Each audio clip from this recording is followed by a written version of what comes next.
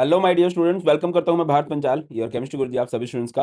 तो NEET chemistry का next आज एक बहुत इंपॉर्टेंट टॉपिक करने वाले हैं। सारे के सारे जो फॉर्मुलाज हैं फिजिकल केमिस्ट्री के आज इस वीडियो में हो जाएंगे। सभी चैप्टर्स के फॉर्मुलाज को इस सिंगल वीडियो में कवर कर देने वाले हैं और इस लेक्चर के जो भी इंपॉर्टेंट से नोट्स हैं, जो भी बढ़िया बढ़िया नोट्स हैं, वो आपको मिल जाएंगे हमारे टेलीग्राम चैनल पर। धैर्य अकेडमी के नाम से टेलीग्राम चैनल पर लिंक है, लिंक आपको डिस्क्रिप्शन में भी मिल जाएगा। तो सारे के सारे नोट्स और इसके अलावा बहुत सारे नोट्स मैंने ऑलरेडी यहाँ पर अपलोड कर दिए, तो वहाँ से आप लोग चेक कर लेना। तो चलिए विदाउट वेस्टिंग टाइम स्टार्ट करते हैं। सबसे पहले हमारे पास बेसिक कंसेप्ट्स ऑफ केमिस्ट्री से आती हैं कंसंट्रेशन टर्म। मास परसेंटेज आपको कभी भी निकालनी है, mass of component mass of solution into में 100। वॉल्यूम परसेंटेज जब भी निकालनी है, volume of component by volume of solution into में 100। मोलैरिटी क्या होती है? Number of moles of solute in volume इन पर लीटर वॉल्यूम ऑफ सॉल्यूशन।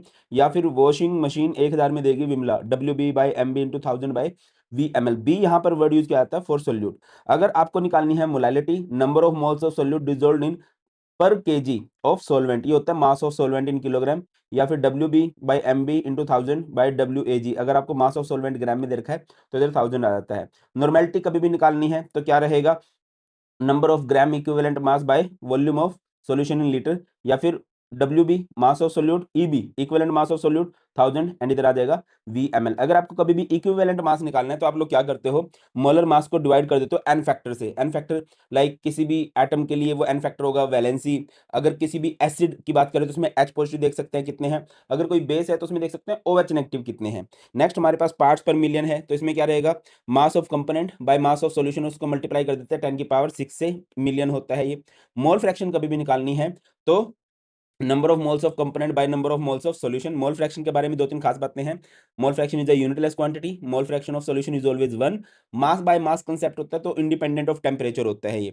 आगे बढ़ते हैं, स्टोइकियोमेट्री की बात करते हैं। तो भाई आपको कोई इक्वेशन दे रखी है, सबसे पहली बात उस इक्वेशन को बैलेंस कर लेना और उसके बाद क्या करते हो, जो भी आपको मोल्स दे रखे हैं उनको उनके कोफिशिएंट से डिवाइड कर लेना तो वो इक्वल हो जाते हैं।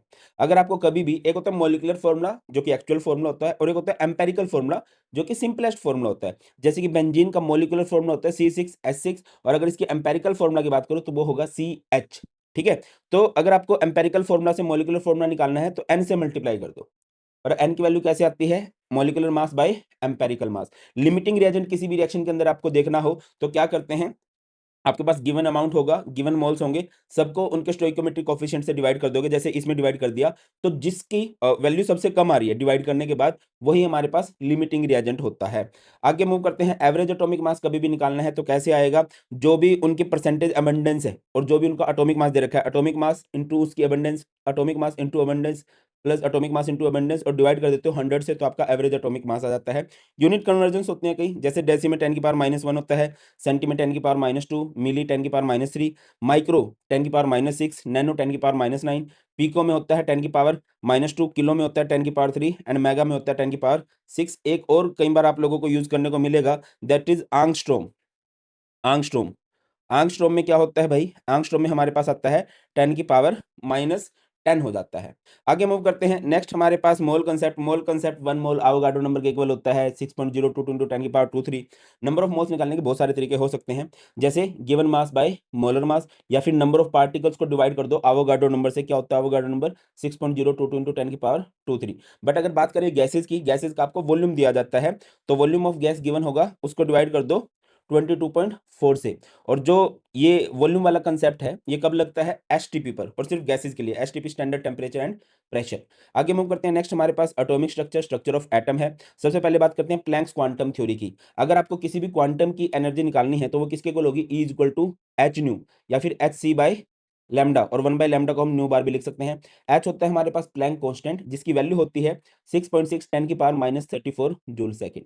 बात करते हैं फोटो इलेक्ट्रिक इफेक्ट की, क्या है? जैसे कि हमारे पास कोई भी एक्टिव मेटल है, जब इसके पास ऊपर कोई भी लाइट पड़ती है विद सुटेबल फ्रीक्वेंसी तो इलेक्ट्रॉन का एमिशन हो जाता है, इसको बोला जाता है फोटो इलेक्ट्रिक इफेक्ट। अब इस इलेक्ट्रॉन की एनर्जी क्या होगी, किस बात पर डिपेंड करता है? जैसे लाइट आई, कोई एनर्जी है, वो दो पार्ट में डिवाइड होगी, पहला है वर्क फंक्शन और फिर होगी उसकी काइनेटिक एनर्जी, है ना। ई का फॉर्मूला क्या होता है? एच न्यू, और E naught work function h nu naught, और ये काइनेटिक एनर्जी क्या होती है? Half mv square. Nu naught आपको पता होना चाहिए, इसे बोलते हैं थ्रेशोल्ड फ्रीक्वेंसी, इलेक्ट्रॉन को बाहर निकालने के लिए जो चाहिए होती है एनर्जी। न्यू का मतलब होता है इंसिडेंट फ्रीक्वेंसी, इस फोटोन के पास कितनी फ्रीक्वेंसी थी, और हाफ mv स्क्वायर का मतलब क्या होता है? Kinetic energy of ejected electron. आगे बात करते हैं हिजनबर्ग अनसर्टेनिटी प्रिंसिपल क्या बोलता था कि अगर कोई माइक्रोस्कोपिक पार्टिकल है तो आप दो चीजें एग्जैक्टली नहीं बता सकते हैं, उसकी पोजीशन एंड उसका momentum. Delta x into delta p is greater than और equal to h by four pi, बाकी आप लोग ये यूज करते हो, delta x into delta p is equal to h by four pi. P मतलब होता है मोमेंटम, मोमेंटम को क्या लिख सकते हैं, mass into velocity, H by four pi, और एम को पॉन में ले जाते हैं, delta x into delta V H by four pi M. De Broglie भाई साहब थे, डी ब्रोगली इक्वेशन होती है, क्या होती है, lambda is H by M V, mass into velocity is momentum.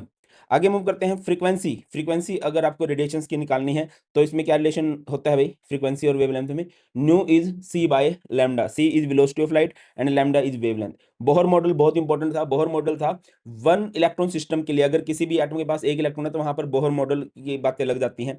तो सबसे पहले अगर आपको कभी बोहर रेडियस निकालना है, आर एन क्या होगा 0.529 एन स्क्र बाय जी आंगस्ट्रोम, है ना, 0.53 भी कर सकते हो इजी कैलकुलेशन के लिए। अगर आपको एनर्जी निकालनी है इलेक्ट्रॉन की तो कई सारे फॉर्मूला है, आप देख लेना कि किस में निकाल रहे हो आप लोग।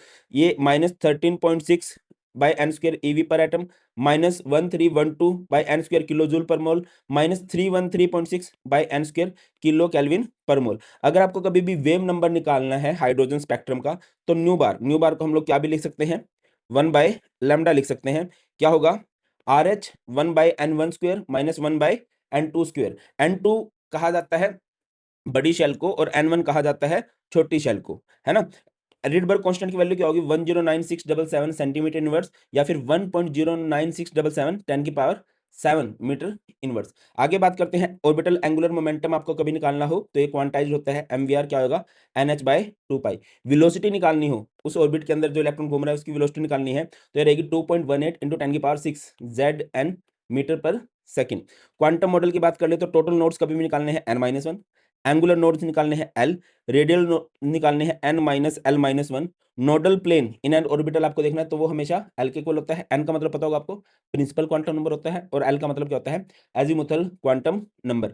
बात करें अगर किसी भी शेल में मैक्सिमम इलेक्ट्रॉन कितने हो सकते हैं 2n², और मैक्सिमम इलेक्ट्रॉन एक सब शेल में कितने हो सकते हैं 2 × 2l+1, ठीक है। मैक्सिमम नंबर ऑफ इलेक्ट्रॉन एक ऑर्बिटल में कितने होते हैं, 2 इलेक्ट्रॉन होते हैं किसी भी ऑर्बिटल के अंदर। एंगुलर मोमेंटम की बात करें, ऑर्बिटल एंगुलर मोमेंटम क्या होगा, √L × l+1 h बार, या फिर h/2 पाई हो सकता है। स्पिन की बात करें तो √S × s+1 h/2 पाई, 2 पाई। अच्छा, कभी भी आपको total number of spectral line निकालनी हो तो उसका फॉर्मूला होता है delta n into delta n+1/2, और ये डेल्टा n कैसे आता है, n2 माइनस n1 करके आ जाता है। बात करते हैं थर्मोडायनेमिक्स की, हीट मोशन की। तो सबसे पहले आपको पता होना चाहिए आइसोथर्मल प्रोसेस जिसमें टेम्परेचर में चेंज ना हो, है ना, चेंज इन टेम्परेचर जीरो होता है। आइसोकोरिक में क्या होता है, चेंज इन वॉल्यूम जीरो होता है। आइसोबारिक में प्रेशर में कोई भी चेंज नहीं आता। और एडियोबैटिक में क्या, एडियाबैटिक प्रोसेस में क्या रहता है भाई, कांस्टेंट हीट पे होती हैं वो, है ना, हीट का फ्लो नहीं होता। अब ग्राफ की बात करें प्रेशर वॉल्यूम का तो क्या रहेगा भाई, ये देख लेना, आइसोबार में प्रेशर कांस्टेंट रहेगा, आइसोकोरिक में वॉल्यूम कांस्टेंट रहेगा। और थर्मल और एडियाबैटिक के ग्राफ कुछ इस तरह से बनते हैं, जो ज्यादा नीचे की तरफ रहता है ना इसको हम लोग बोलते हैं एडियाबैटिक वाला। फर्स्ट लॉ ऑफ थर्मोडायनेमिक्स की बात करें, क्या होता है first law of thermodynamics, energy can neither be created nor be destroyed, है ना, जो टोटल एनर्जी है वो कांस्टेंट है। डेल्टा यू क्या रहता है, क्यू प्लस डब्ल्यू के इक्वल होता है। अब देखिए सिस्टम के साथ कुछ भी होता है तो फायदा है, सिस्टम को कुछ भी करना पड़ रहा है तो नुकसान है। अगर हम हीट दे रहे हैं सिस्टम को तो पॉजिटिव, अगर सिस्टम हीट दे रहा है तो नेगेटिव। सिस्टम पे वर्क कर रहे हैं तो पॉजिटिव, और सिस्टम को वर्क करना पड़ रहा है तो वो नेगेटिव होता है भाई। आगे बढ़ते हैं, बात करते हैं हमारी हीट कैपेसिटी की। हीट कैपेसिटी क्या होता है, Q is directly proportional to delta T, और इसका नॉर्मल फॉर्मूला कहते हैं, हीट कैपेसिटी को सी से रिप्रेजेंट करते हैं, क्यू बाय डेल्टा टी हो गया। और बात करें मोलर हीट कैपेसिटी की, Q by N delta T, N मतलब नंबर ऑफ मोल्स। और बात करते हैं स्पेसिफिक हीट कैपेसिटी की, Q by M delta T, M का मतलब यहां पर मास होता है। अब बात करें जो मोलर हीट कैपेसिटी है एट कांस्टेंट प्रेशर, इसको हम सीपी लिखते हैं, एंड एट कांस्टेंट वॉल्यूम इसको हम सीवी लिखते हैं, है ना। तो यहां से क्यूपी का फॉर्मूला क्या होगा, एन सीपी डेल्टा टी, और यहां से क्यूवी का फॉर्मूला होगा N C V delta T. C P minus C V क्या होता है आर, इसको हम मेयर्स फॉर्मूला भी कहते हैं। सीपी माइनस सीवी अगर बहुत सारे हैं तो ये हो जाएगा एन आर हो जाएगा। पॉइजन रेशियो क्या होता है, gamma is CP by CV. Isothermal के लिए सी की वैल्यू इनफाइनाइट हो जाती है, बहुत ज्यादा हो जाती है, और एडियाबैटिक प्रोसेस के लिए सी की वैल्यू 0 हो जाती है। सी मींस अगेन हीट कैपेसिटी। आगे मूव करते हैं, फॉर मोनोएटॉमिक गैसेस क्या रहता है, सीवी 3r/2, सीपी 5r/2, और ये जो गामा है ये क्या है, सीपी बाय Cv, तो ये आ जाएगा 5/3। अगर हमारे पास डाई एटॉमिक या फिर ट्राई एटॉमिक गैसेज है, ट्राई एटॉमिक गैसेज लीनियर अगर है तो ये हो जाएगा 5r/2, 7r/2 और गामा क्या होगा Cp/Cv का रेशियो, तो ये हो जाएगा 7/5। ट्राई एटॉमिक गैसेज जो कि नॉन लीनियर है, समझते हो ना, ये लीनियर नॉन लीनियर वाला क्या फंडा है, हाइब्रिडाइजेशन वाला कंसेप्ट वेस्पर थ्योरी आप लोगों ने देखी होगी। तो होता है 3r, ये होता है 4r और यहाँ से गामा क्या हो जाएगा 4/3। आगे मूव करते हैं, वर्क डन की बात करते हैं। वर्क डन क्या होता है भाई, minus P external delta we या डीवी, है ना, डीवी डेल्टा वी क्या होता है, डीवी मतलब थोड़ा थोड़ा चेंज हो रहा है ना। आइसोबारिक प्रोसेस के लिए आइसोबारिक किसे कहते हैं, जिसमें प्रेशर कांस्टेंट रहे, W is minus P delta we. Work negative कब आएगा, जब एक्सपेंशन वर्क हो रहा है, और वर्क पॉजिटिव कब आएगा, जब कंप्रेशन वर्क हो रहा है। मतलब जब सिस्टम को काम करना पड़ रहा है तो ऑब्वियसली वो नेगेटिव होगा, सिस्टम पे काम हो रहा है, कंप्रेस हो रहा है तो पॉजिटिव होगा। वर्क जो है दो केसेस में जीरो आ सकता है, एक तो फ्री एक्सपेंशन में और एक आइसोकोरिक प्रोसेस में, है ना। आइसोकोरिक समझते हो ना, जिसमें वॉल्यूम कांस्टेंट रहता है, डेल्टा वी जीरो, तो यहाँ पर भी डब्ल्यू जीरो आ जाएगा, और फ्री एक्सपेंशन में भी वर्क जो है जीरो आ जाएगा। आइसोथर्मल में अगर रिवर्सिबल प्रोसेस है तो फॉर्मूला क्या रहेगा, -2.303 nRT log V2/V1, V2/V1 को हम P1/P2 भी कर सकते हैं, है ना। बात करें इरिवर्सिबल प्रोसेस में, अगर प्रेशर हमारे पास कांस्टेंट है तो क्या होगा, minus P external V2 minus V1 या फिर P1 माइनस P2। अगर साइक्लिक प्रोसेस के लिए बात करें तो अगर क्लॉकवाइज बात करें तो वहां पर वर्क डन हमारा नेगेटिव आएगा, एंटी क्लॉकवाइज बात करें तो वर्क डन हमारा वहां पर पॉजिटिव आने वाला है। बात करते हैं relationship between delta H and delta U की, तो सबसे बढ़िया फॉर्मूला क्या है, delta H is delta U plus P delta V, और पी डेल्टा वी को आप आइडियल गैस इक्वेशन के अकॉर्डिंग क्या लिख सकते हो, delta N G R T.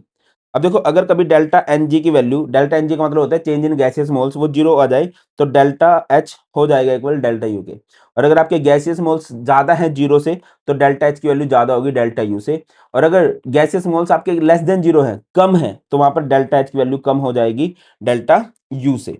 आगे मूव करते हैं, एंट्रोपी की बात करें तो इसका फॉर्मूला क्या रहेगा, delta S Q reversible by T, या फिर इसका एक फॉर्मूला ये रहेगा N C V L N T2/T1 plus NR V2/V1। अगर हमारे पास आइसोथर्मल प्रोसेस है तो इसमें T2/T1 जो है वो इक्वल हो जाता है, तो ये सारे का सारा पोर्शन हट जाएगा, तो यहाँ से delta S change in entropy क्या हो जाएगा, NR V2/V1। Second law of thermodynamics क्या कहती है कि जो हमारा यूनिवर्स है, हमारे यूनिवर्स की एंट्रोपी कॉन्टिन्यूसली इंक्रीज हो रही है। और थर्ड लॉ ऑफ थर्मोडायनेमिक्स क्या कहता है, अगर हमारे पास एक परफेक्टली क्रिस्टलाइन सिस्टम है एट एब्सोल्यूट जीरो, की एंट्रोपी जीरो होती है।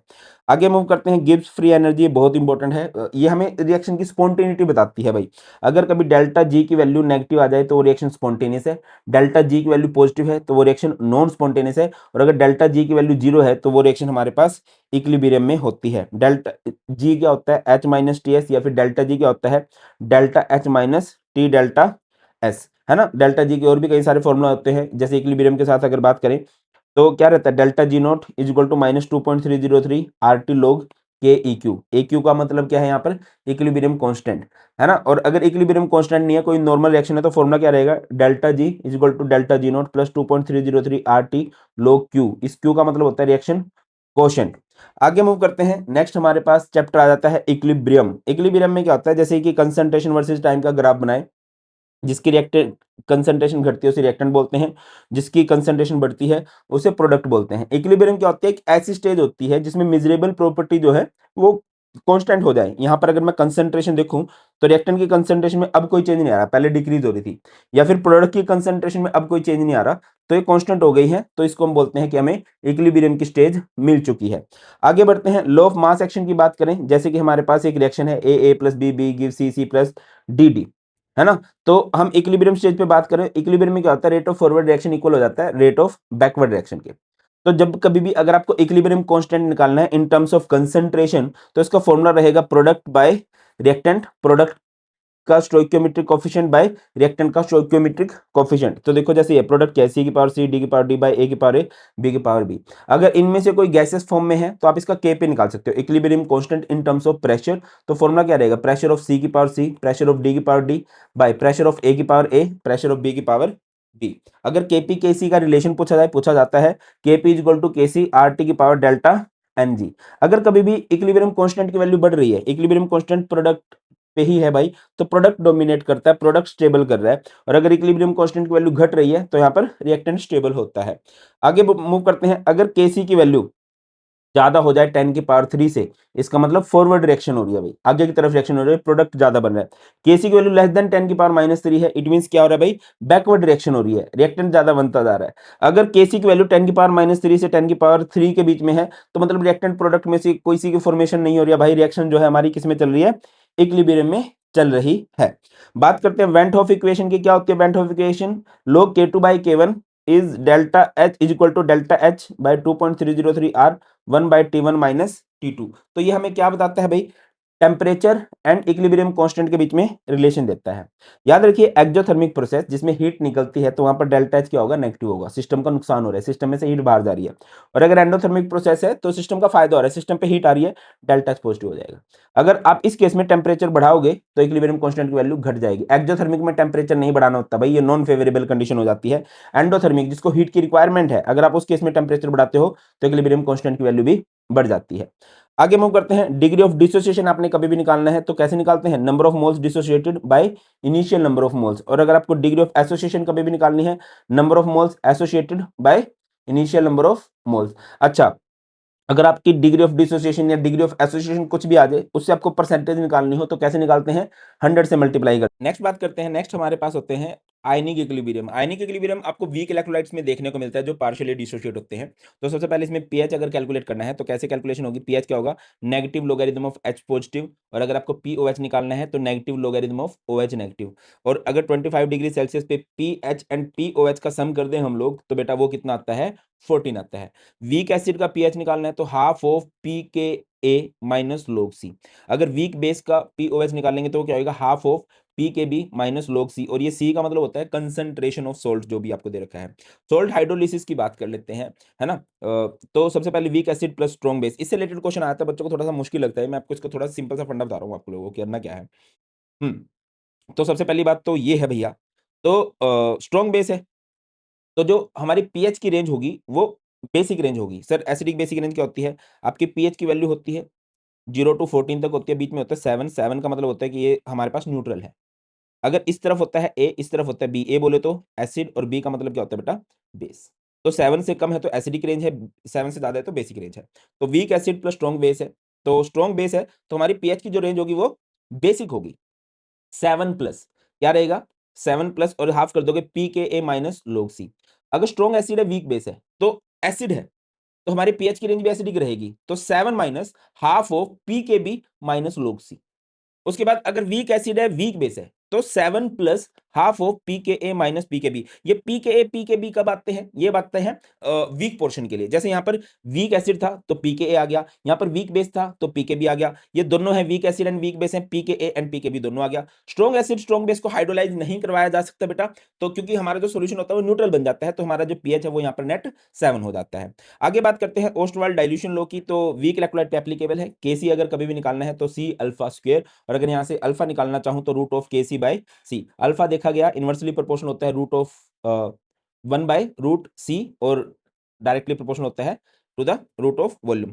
पीएच ऑफ बफर सॉल्यूशन अगर आपको अभी भी निकालना है, एसिडिक बफर है अगर हमारे पास, तो पीएच क्या हो जाएगा, पी के ए प्लस लोग, यहाँ पर अनायन ऑफ सोल्ट की कंसंट्रेशन बाय में एसिड की कंसंट्रेशन। और अगर आपको बेसिक बफर का पीओएच निकालना है तो पी के बी प्लस लोग, यहाँ पर क्या होगा, कटायन का salt, salt cation of salt, और अपन में क्या आ जाएगा, बेस की कंसंट्रेशन आ जाएगी। ठीक है, एसिड में याद रखिए, एसिड में ए होता है, ए मतलब एसिड में अनायन लिया जाता है, और बेस में मतलब क्या लोगे, कटायन ले लोगे। आगे मूव करते हैं, तो नेक्स्ट हमारे पास 12th क्लास का चैप्टर आता है सॉल्यूशन, बहुत इजी सा चैप्टर है, ये हम कर चुके हैं। मास परसेंटेज कभी भी निकालनी हो, mass of component by mass of solution into में 100, है ना। मोलैरिटी, मोलैलिटी, नॉर्मेलिटी, पार्ट्स पर मिलियन, मोल फ्रैक्शन, ये सब हो चुका है। हेनरी लॉ की बात करते हैं, इसने बोला था पार्शियल प्रेशर किसके इक्वल होगा, K H into X B. X B का मतलब होता है मोल फ्रैक्शन ऑफ गैस। देखा गया कि जो के एच है दैट इज हेनरी कांस्टेंट, वो डायरेक्टली प्रोपोर्शनल होता है टेम्परेचर के, एंड इनवर्सली प्रोपोर्शनल हुआ करता है सोल्युबिलिटी के। आगे बात करते हैं राउल्स लॉ, उन्होंने क्या बोला था, partial pressure of any component is equal to the vapour pressure of that component in pure state multiplied by mole fraction of that component. अगर आपको वोलेटाइल सोल्यूट का वेपर प्रेशर निकालना है, मतलब एक सॉल्यूशन का वेपर प्रेशर निकालना है फॉर वोलेटाइल सोल्यूट, तो पीटी किसके इक्वल हो जाएगा, पीए प्लस पीबी। पीए को राउल्स के अकॉर्डिंग सोल्व करोगे P naught into X A, PB को राउल्स के अकॉर्डिंग सोल्व करोगे P naught B into X B. ये क्या हो जाएगा, PT is equal to P naught A minus P naught B into X A plus P naught B, ये easy सा ही होता है, ठीक है। और अगर नॉन वोलेटाइल के लिए सोल्व करें, नॉन वोलेटाइल का मतलब क्या होता है, जिसमें वेपर नहीं बनते। नॉन वोलेटाइल सोल्यूट मतलब ऐसा सोल्यूट जो वेपर नहीं बना सकता। तो अगर आप पीटी लिखते हो, P A plus PB, B का मतलब यहाँ पर सोल्यूट होता है, ये तो वेपर ही नहीं बनाएगा, पी ए बनाएगा, तो हो जाएगा पी नोट इंटू एक्स ए। बात कर लेते हैं ग्राफ की। तो इधर है वेपर प्रेशर, है ना, इधर है मोल फ्रैक्शन। यहाँ पे मोल फ्रैक्शन ऑफ ए 1 है, उधर जाते जाते इसकी मोल फ्रैक्शन कम हो रही है, तो इसके वेपर प्रेशर की वैल्यू भी कम होती जाती है। इधर एक्स बी की मोल फ्रैक्शन 1 है, तो इधर इसकी वैल्यू हाईएस्ट है, इधर जाते जाते इसकी वैल्यू भी कम होती जाती है ना। विरोधी के एरिया में जा रहा है ये। इन दोनों को जोड़ दोगे तो ये क्या आ जाएगा, पीटी। पीटी क्या हो जाता है, P A plus PB. Vapour phase में अगर आप मोल फ्रैक्शन निकालना चाहो, इसको वाई से रिप्रेजेंट करते हैं, वाई नहीं होता है, एक अजीब सा सिंबल होता है, पी ए बाई पीटी। और वाई भी अगर आप सबको सोल्व करना है, पीबी बाई पीटी हो जाएगा। कोलिगेटिव प्रॉपर्टीज किसे कहते हैं, which depends upon number of moles of solute. चार तरह की ही कोलिगेटिव प्रॉपर्टीज होती हैं। सबसे पहले है relative lowering in vapour pressure, P naught A minus P S by P naught A is equal to X B या chi B, mole fraction of solute. Osmotic pressure क्या होता है, इस तरफ लोअर कंसंट्रेशन है, इस तरफ हाई कंसंट्रेशन है, तो लो से हाई की तरफ पार्टिकल जाते हैं, इसे बोलते हैं ओस्मोसिस। ओस्मोसिस को रोकने के लिए जो प्रेशर लगाया जाता है, that pressure is known as osmotic pressure. Pi is equal to I into C into R T. C का मतलब होता है यहाँ पर मोलर कंसंट्रेशन। मोलर कंसंट्रेशन का फॉर्मूला क्या होगा, वॉशिंग मशीन 1,000 में देगी विमला। आर यहाँ पर गैस कॉन्स्टेंट है, जिसकी अलग अलग वैल्यूज होती है। 0.082 तब होती है लीटर एटमॉस्फेरिक पर केल्विन पर मोल में, 0.083 लीटर बार पर केल्विन पर मोल में। और अगर एसआई यूनिट में लिया जाए तो आर की वैल्यू क्या हो जाएगी, 8.314 जूल पर केल्विन पर मोल। आगे मूव करते हैं, एलिवेशन इन बॉइलिंग पॉइंट। क्या होता है एलिवेशन, एलिवेशन मतलब एलिवेट हो जाना। बॉइलिंग पॉइंट एलिवेट हो गया है। डेल्टा टीबी का फॉर्मूला क्या होगा, TB minus T naught B, या फिर डेल्टा टीबी क्या हो जाएगा, I into K B into M, है ना। एम यानी मोलैलिटी, मोलैलिटी क्या रहेगा, वॉशिंग मशीन 1,000 में आएगी वॉशिंगटन से। अगर आपको कभी केबी की वैल्यू निकालनी है तो ये क्या रहेगा, आर टी नोट बी का स्क्वायर एम, और ये क्या आएगा 1000, और ये हीट ऑफ वेपराइजेशन होता है। अगर ग्राफ की बात आप लोग कर लेते हो, ग्राफ क्या रहेगा, जैसे कि ये है vapour pressure of pure solvent, ये है वेपर प्रेशर ऑफ सॉल्यूशन।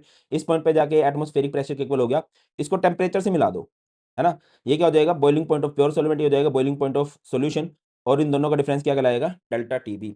बात करते हैं depression in freezing point. Depression in freezing point कहते हैं कि फ्रीजिंग पॉइंट जो है वो डिप्रेस हो गया भाई, है ना। फ्रीजिंग पॉइंट जो है वो डिप्रेस हो गया, तो कम हो गया। किसका फ्रीजिंग पॉइंट कम हो गया, सॉल्यूशन का, और सॉल्वेंट का ज्यादा हो गया। तो डेल्टा टी एफ का फॉर्मूला क्या रहेगा, T naught F minus T F. T naught F is freezing point of pure solvent. दूसरा फॉर्मूला क्या रहेगा, delta T F is equal to I into K F into M. M यानी molality, washing machine 1,000 में आएगी Washington से। और freezing point का मतलब क्या होता है, इसका मतलब होता है बेटा, the temperature at which vapour pressure of a component becomes equal to vapour pressure of solid. तो ये सॉल्वेंट है, इसका वेपर प्रेशर सॉलिड के इक्वल हो गया, तो इसको टेम्परेचर से मिला दोगे, हो जाएगा freezing point of pure solvent. ये सॉल्यूशन है, इसका वेपर प्रेशर यहाँ पर सॉलिड के इक्वल हो गया, इसको टेम्परेचर से मिला दोगे, हो जाएगा फ्रीजिंग पॉइंट ऑफ सॉल्यूशन। और इन दोनों का डिफरेंस क्या कहलाएगा, डेल्टा टीएफ कहलाएगा।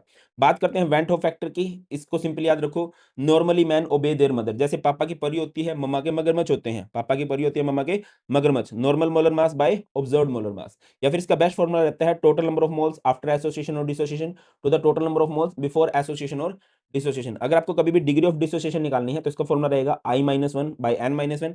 और अगर आपको डिग्री ऑफ एसोसिएशन निकालनी है, आई माइनस वन बाई में one by n minus one. और अगर आपको परसेंटेज ऑफ एसोसिएशन डिसोसिएशन कभी भी निकालने आ जाए, तो डिग्री ऑफ एसोसिएशन डिसोसिएशन निकालना, उसको 100 से मल्टीप्लाई कर देना, तो आपके पास परसेंटेज ऑफ एसोसिएशन डिसोसिएशन आ जाएगी। हैं इलेक्ट्रोकेमिस्ट्री के इंपॉर्टेंट फॉर्मुलाज की, तो इलेक्ट्रोकेमिस्ट्री में तो भैया कि ये सेल सा होता है ना। इसका सिंपल याद रखा करो, लोन करके याद रख सकते हो।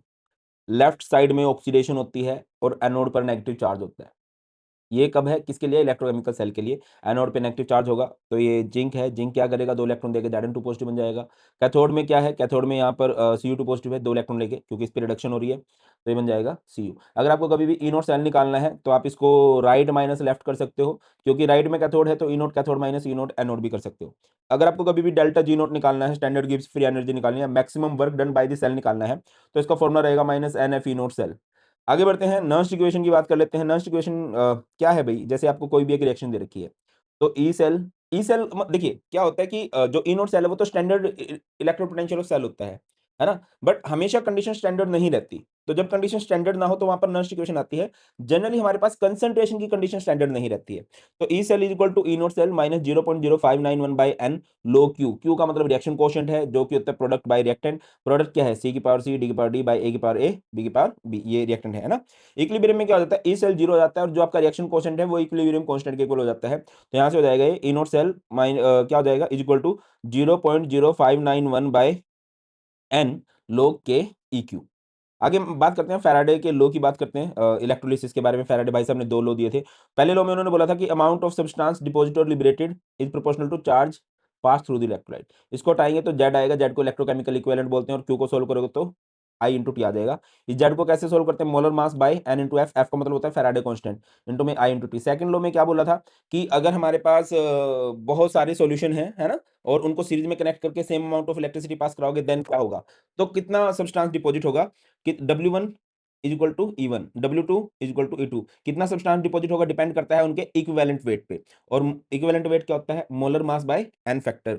सेल कैरेक्टरिस्टिक्स की बात करें, जैसे रेजिस्टेंस कभी भी निकालनी हो तो R क्या होता है, रो L बाय ए, यूनिट क्या होती है ओहम। रजिस्टिविटी कभी भी निकालनी हो, रो से रिप्रेजेंट करते हैं, RA बाय एल हो जाएगा, इसकी यूनिट होती है ओम सेंटीमीटर। कंडक्टेंस को G से रिप्रेजेंट करते हैं, 1/R होता है, यूनिट होती है इसकी ओहम इनवर्स, या फिर साइमन कह लो या फिर मोह कह लो। कंडक्टिविटी की बात करें, कप्पा से रिप्रेजेंट करते हैं 1/रो। बहुत सारे फॉर्मुला बन सकते हैं, 1/रो करके फॉर्मुला बना लो यार, ये क्या हो जाएगा 1/R L बाय ए। 1/R क्या होता है आपको पता हो तो G होता है, G मतलब कंडक्टेंस, और L बाय ए होता है सेल कांस्टेंट, G स्टार से रिप्रेजेंट करते हैं इसको। ठीक है, तो आगे मूव करते हैं। मोलर कंडक्टिविटी क्या होती है, delta M kappa into 1000 by M, siemens centimetre square mole inverse. Equivalent conductivity क्या होती है, ये डेल्टा ई क्यू का मतलब इक्विलिब्रियम कंडक्टेंस होती है, ये इक्विलिब्रियम क्या होती है भाई, इक्विलिब्रियम वाली कंडक्टिविटी होती है, kappa into 1000 by n, n का मतलब यहाँ पर नॉर्मेलिटी है ना, siemens centimetre square gram equivalent inverse आ जाएगा इसमें। कोलरस लॉ की बात करें, इसने क्या बोला था, अगर आपको किसी भी इलेक्ट्रोलाइट की लिमिटिंग मोलर कंडक्टिविटी निकालनी है तो वो किसके इक्वल होगी, sum of individual contribution of cation and anion. मतलब कोई भी इलेक्ट्रोलाइट की अगर आप लिमिटिंग मोलर कंडक्टिविटी निकालना चाहते हो, सर लिमिटिंग मोलर कंडक्टिविटी क्या होती है, किसी भी इलेक्ट्रोलाइट को आप इनफाइनाइटली डाइल्यूट कर दो, उसमें बहुत पानी डाल दो, तो उस टाइम जो मोलर कंडक्टिविटी होती है उसको बोलते हैं लिमिटिंग मोलर कंडक्टिविटी। जैसे आप limiting molar conductivity of MgOH2 निकालना चाहते हो तो वो किसकी इक्वल होगी, कटायन एंड अनायन के सम के, तो क्या आ जाएगा Mg2 positive and 2 times of OH negative. Degree of dissociation आपको निकालना है तो इसका फॉर्मूला क्या रहेगा, molar conductivity at given concentration by limiting molar conductivity. एक फॉर्मूला शायद मिस कर रहे हैं हम लोग, और अगर आपको यहाँ से क्या निकालना है भाई, डिसोसिएशन कांस्टेंट निकालना है, Kc का फॉर्मूला क्या रहेगा यहाँ पे, C alpha square by 1 minus alpha. आगे मूव करते हैं, वेरिएशन ऑफ मोलर कंडक्टिविटी की बात करें तो मोलर कंडक्टिविटी जो होती है वो इनवर्सली प्रोपोर्शनल होती है कंसंट्रेशन की। सर आपको कैसे पता चला, ये देख लो ना, मोलर कंडक्टिविटी और ये है मोलर कंसंट्रेशन, इनवर्स का ही तो रिलेशन है। अगर आप कंसंट्रेशन बढ़ाओगे तो मोलर कंडक्टिविटी की वैल्यू घटती चली जाती है, ये होती है मोलर कंडक्टिविटी, है ना। ये देखो ये घटती जा रही है, ये घटती जा रही है, और अगर आप कंसंट्रेशन कम करोगे, डाइल्यूशन ज्यादा करोगे, तो इनकी मोलर कंडक्टिविटी बढ़ती चली जाएगी, है ना। स्ट्रॉन्ग इलेक्ट्रोलाइट को एक्स्ट्रापोलेट करके इस पे टच किया जा सकता है, इसको बोलते हैं limiting molar conductivity. Weak electrolyte को एक्स्ट्रापोलेट करके इस पे टच नहीं किया जा सकता, ये तो ऐसे हो जाता है, पैरेलल टू वाई एक्सिस हो जाता है, तो इसके लिए हम कोलस लॉ का यूज करते हैं। डी बाई हक्कल इक्वेशन से इक्वेशन बनती है, क्या होती है, delta M is equal to delta M naught, ये लिमिटिंग मोलर कंडक्टिविटी है, minus A root of concentration, है ना। ए का मतलब कांस्टेंट होता है भाई, ये मोलर कंडक्टिविटी है और ये लिमिटिंग मोलर कंडक्टिविटी होती है। नेक्स्ट हमारे पास केमिकल काइनेटिक्स है, इसमें कुछ ग्राफ आते हैं, मैं आपको रिकमेंड करूंगा, इसके सारे के सारे ग्राफ स्ट्रेट लाइन इक्वेशन से बन जाते हैं, बहुत ईजी से होते हैं, मैं अलग से एक वीडियो बना दूंगा। एक रिएक्शन है A plus B B give C plus D D, तो आपको रेट ऑफ रिएक्शन निकालनी है, तो कैसे आएगा भाई, -1/a, यहाँ पर क्या आ जाएगा D A by D T, -1/b D B by D T, plus 1/c D C by D T is equal to plus D by 1/d D C by dt। Reactant की concentration decrease हो रही है तो इसके साथ minus लगाते हो, product की कंसंट्रेशन इंक्रीज होती है तो इसके साथ प्लस लगाते हो। यूनिट की बात करें, रेट ऑफ रिएक्शन की यूनिट क्या होती है, मोल पर लीटर पर सेकंड। रेट लो क्या बोलता है, रेट लो बोलता है कि किसी भी रिएक्शन की जो रेट है, स्पीड है, वो रिएक्टेंट पे डिपेंड करती है, rate to the power their actual used concentration term. जैसे कि रिएक्शन है, इसमें स्टोइकियोमेट्रिक कोएफिशिएंट है A small B, but experiment करके पता चला कि अल्फा एंड बीटा थे जो एक्चुअल में रोल प्ले कर रहे थे, है ना। इसमें ये एक एक्सपेरिमेंटल कांसेप्ट है, actual used concentration term power बनती है, तो इन पावर का अगर मैं सम कर दूंगा तो ऑर्डर बन जाएगा। अगर आपको कभी भी यूनिट निकालनी है तो इसका formula unit of rate constant, unit of rate constant कभी भी निकालनी हो तो फॉर्मूला क्या रहेगा, मोल पर लीटर की power 1 minus N per second. यहाँ पर एन का मतलब होता है order of the reaction. Integrated rate equation करें जीरो ऑर्डर के लिए तो C T is equal to C naught minus K T. C का मतलब यहाँ पर कंसंट्रेशन है, कई जगह पर इसको ए ले लिया जाता है। टी का मतलब होता है किसी भी टाइम पे कंसंट्रेशन, और सी नोट का मतलब होता है इनिशियल कंसंट्रेशन, है ना। इनिशियल कंसंट्रेशन का मतलब है जब रिएक्टेंट में कोई भी चेंज नहीं आता है। हाफ निकालना चाहोगे तो सी नोट बाई टू के या आर नोट बाई टू के ए नोट बाई टू के हो जाएगा। ये इसके ग्राफ्स हैं भाई। आगे बात करते हैं फर्स्ट ऑर्डर के लिए, रेट क्या हो जाएगा, फर्स्ट ऑर्डर है तो कंसंट्रेशन ऑफ रिएक्टेंट पे डिपेंड करेगा। Ct क्या होएगा? C नॉट e की पावर माइनस kT, या फिर K क्या आ जाएगा? 2.303/T log C not by Ct। C not का मतलब है इनिशियल कंसंट्रेशन और Ct का मतलब है किसी भी टाइम पे कंसंट्रेशन। T हाफ निकाल लोगे तो 0.693/K होता है। फर्स्ट ऑर्डर का जो हाफ लाइफ है वो कंसंट्रेशन ऑफ रिएक्टेंट पे डिपेंड नहीं करता। गैसियस फेस में अगर आपको कभी भी क्वेश्चन सोल्व करने तो ऑब्वियसली प्रेशर की बात होगी, तो 2.303/T log Pi बाई में 2Pi माइनस Pt। Pi का मतलब होता है इनिशियल प्रेशर और Pt का मतलब होता है टोटल प्रेशर या pressure at time t। Total pressure देख लेना इसको, ठीक है। आर्हेनियस इक्वेशन की बात करें, के ए की पावर ई ए, के क्या होता है? ए ई की power minus E A R T. A ये क्या होता है भाई?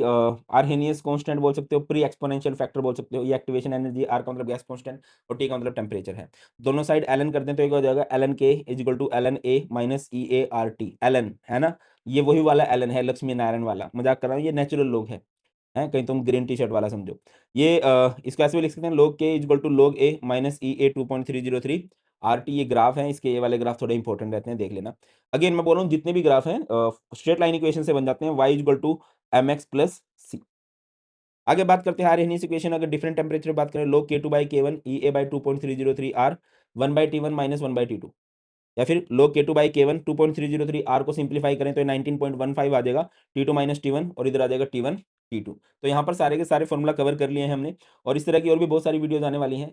इस तरह की वीडियो के लिए चैनल को सब्सक्राइब कर लेना, और इस तरह के सुंदर सुंदर नोट्स के लिए आप हमारे टेलीग्राम चैनल को ज्वाइन कर सकते हो। इस यूट्यूब चैनल को सब्सक्राइब कर लेना और टेलीग्राम चैनल ज्वाइन कर लेना, जल्दी से मैं नोट्स आपको भिजवा रहा हूँ।